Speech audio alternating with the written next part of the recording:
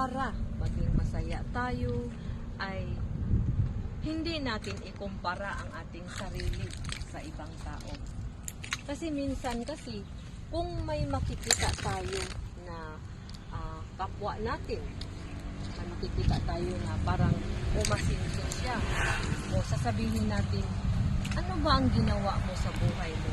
Ano ba ang naging negosyo mo ngayon, Mari, Besh, Pari? Ano ba ang naging negosyo mo ngayon?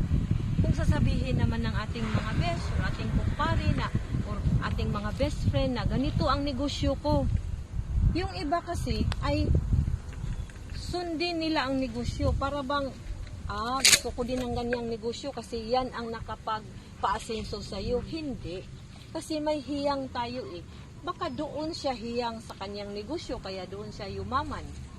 So, kailangan gagawa tayo ng sarili nating diskarte. Pwede tayong kukuha ng mga ideya sa ating mga tinatanong na kaibigan, besh or kumpare, kumare, kasama sa trabaho.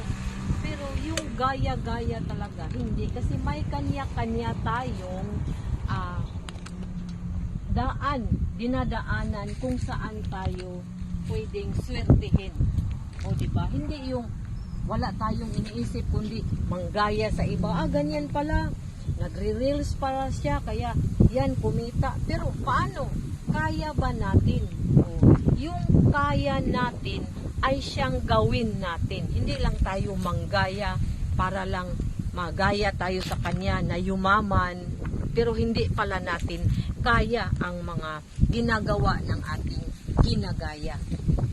So, pwede tayong kumuha ng mga ideya, pero hindi lang basta-basta gumaya. Katulad ng nakapagpayaman sa kanya ay yung pagbubungkal ng lupa. Hindi mo kayang magbungkal ng lupa, o di masasayang na din.